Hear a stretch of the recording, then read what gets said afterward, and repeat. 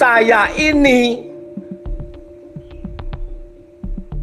pasien rumah sakit jiwa. Usai tersangka, Yai Mim akui dirinya pasien RSJ dan kebal hukum. Sosok ex-dosen Universitas Islam Negeri, UIN, Maulana Malik Ibrahim Malang, Imam Muslimin alias Yai Mim ditetapkan sebagai tersangka kasus pornografi.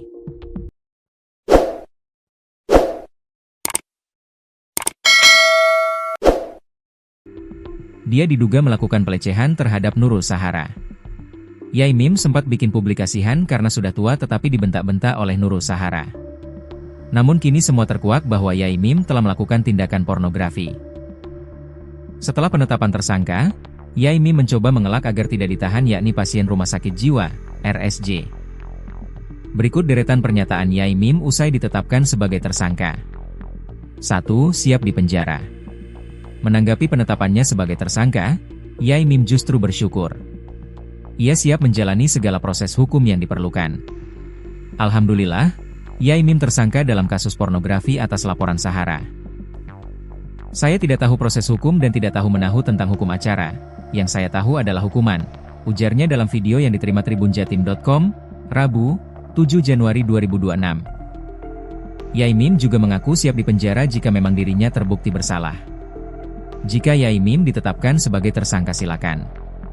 Saya siap dipenjara kapan saja jika memang bersalah, tegasnya. 2. Marah minta pecat pengacara. Setelah pernyataannya siap dipenjara, video Yai Mim marah minta satu di antara kuasa hukumnya bernama Fahrudin Umasugi alias Dino dipecat dari tim kuasa hukum yang mendampingi perkaranya melawan Sahara, viral di media sosial. Dino, kamu keluar dari grup pembela Yai Mim. Agustian, aku minta Dino pecaten, kata Yai Mim dalam video yang diunggah oleh akun Yai Mim Official 1 dan viral di media sosial. Dalam video berdurasi hampir 2 menit itu, Yai Mim juga mengklaim Dino kerap meminta sejumlah uang untuk menyelesaikan masalah hukum yang menjeratnya. Tak hanya itu, Yai Mim juga mengancam akan melaporkan perbuatan yang diklaim memeras tersebut kepada polisi. Dino bolak-balik caluk duek, 15 juta rupiah, narik 30 juta rupiah tapi durung dikeki. Katanya digawe bayari dekan Fakultas Hukum UB, ahli pidana.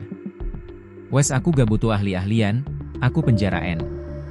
Nek kowe caluk duwe aku tak keki. Tapi nek caluk duwe bojoku, maaf.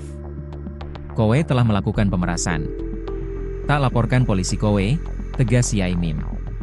Setelah menuai perhatian luas, Yai Mim mengaku telah menurunkan video tersebut sekaligus menyampaikan klarifikasi dan permohonan maaf kepada publik.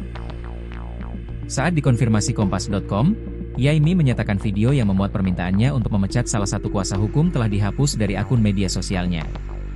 Ia juga menyebut telah melakukan klarifikasi atas video yang beredar luas di media sosial tersebut. Sudah saya tak kedoun, dan sudah saya klarifikasi, kata Yai Mim saat dikonfirmasi, Kamis, 8 Januari 2026. Akan tetapi, langkah klarifikasi itu tidak mengubah keputusan Fahrudin Umasugi alias Dino. Keputusannya untuk mundur sebagai kuasa hukum Yai Mim sudah bulat. Dino telah membantah tudingan pemerasan yang disampaikan Yai Mim dalam video viral tersebut. 3. Ngaku pasien RSJ. Tak berhenti di situ, Yai Mim kembali menjadi sorotan setelah mengklaim sebagai pasien rumah sakit jiwa, RSJ. Kondisi itu, menurut Yai Mim, membuatnya bebas dari segala dakwaan hukum. Pengakuan tersebut disampaikan Yai Mim melalui sebuah video berdurasi hampir 2 menit yang kemudian viral di media sosial. Yai Mim mengaku menjadi pasien RSJ Rajiman Wedio Diningrat, Lawang, Kabupaten Malang, Jawa Timur. Saya ini pasien rumah sakit jiwa Lawang dan ada suratnya. Saya bebas dari dakwaan apapun, kok bisa aku jadi tersangka? Ujar Yai Mim dalam video yang beredar. Kepada Kompas.com, Yai Mim membenarkan pernyataannya dalam video tersebut. Dikatakannya, sampai saat ini, ia masih menjalani perawatan di rumah sakit. Saya memang pasien rumah sakit jiwa dan sampai sekarang masih dirawat. Suratnya ada, kata Yai Mim saat ditemui, Kamis, 8 Januari 2026. Kuasa hukum Yai Mim, Agustian Siagian mengonfirmasi hal tersebut. Dia membenarkan, kliennya pernah menjalani perawatan di RSJ Lawang. Namun, ia belum dapat memastikan secara rinci waktu dan durasi perawatan tersebut. Ada dokumennya, tapi saya bukan orang medis jadi saya tidak bisa membaca dokumen itu. Yai Mim mengakui, terus gangguan jiwa itu kan ada presentasinya. Saya lupa kapan dirawat, kata Agustian saat ditemui di Polresta Malang Kota, Kamis.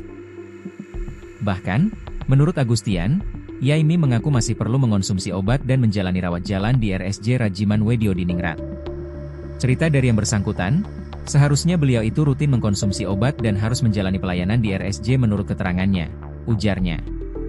Kendati demikian, pihak kuasa hukum belum memastikan langkah hukum selanjutnya, termasuk apakah dokumen terkait kondisi kejiwaan Yai Mim akan diajukan dalam proses penyidikan untuk meringankan status tersangka.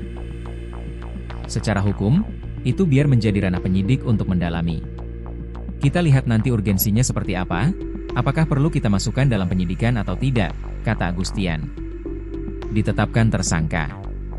Yai Mim ditetapkan sebagai tersangka atas kasus dugaan pornografi, Selasa, 6 Januari 2026. Adapun penetapan status hukum tersebut dilakukan setelah penyidik Polresta Malang Kota melaksanakan gelar perkara. Kasih Humas Polresta Malang Kota, Ibda Yudi Risdianto mengatakan, penetapan tersangka terhadap Yai Mim berawal dari laporan polisi nomor 338/11/2025 yang dilayangkan oleh seorang pelapor bernama Sahara. Dari LP tersebut, dilakukan penyidikan dan meminta keterangan dari 9 orang saksi termasuk saksi ahli. Kemudian, hasil alat bukti juga sudah dikumpulkan, ujarnya kepada tribunjatim.com, Rabu, 7 Januari 2026. Atas perbuatannya, Yai Mim dijerat dengan 3 pasal sekaligus, baik dari Kitab Undang-Undang Hukum Pidana, KUHP, maupun Undang-Undang Khusus.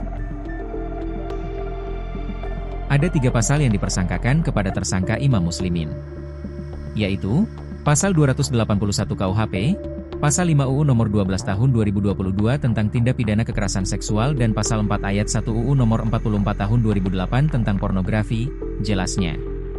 Meski telah ditetapkan sebagai tersangka, hingga saat ini pihak kepolisian belum melakukan penahanan terhadap Yai Mim. Penyidik masih akan menjadwalkan pemanggilan lanjutan untuk pemeriksaan sebagai tersangka. Belum ditahan, ini masih ditingkatkan statusnya. Kami akan berkoordinasi dengan kuasa hukumnya, untuk menjadwalkan pemanggilan terhadap Imam Muslimin, tandasnya. Latar belakang kasus.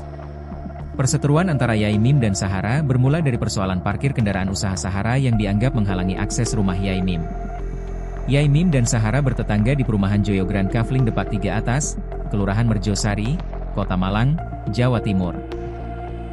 Ketegangan makin meningkat ketika Sahara mengunggah video Yai Mim berguling-guling di tanah yang kemudian viral di media sosial. Perseteruan kemudian berlanjut ke jalur hukum. Pada September 2025, Yai Mim dan Sahara saling melaporkan dugaan pencemaran nama baik ke Polresta Malang Kota. Tak berhenti di situ, Yai Mim kembali melayangkan laporan terkait dugaan penistaan agama dan persekusi pada 7 Oktober 2025. Laporan itu kemudian dibalas oleh Sahara dengan melaporkan Yai Mim atas dugaan pelecehan dan pornografi yang berujung pada penetapan Yai Mim sebagai tersangka.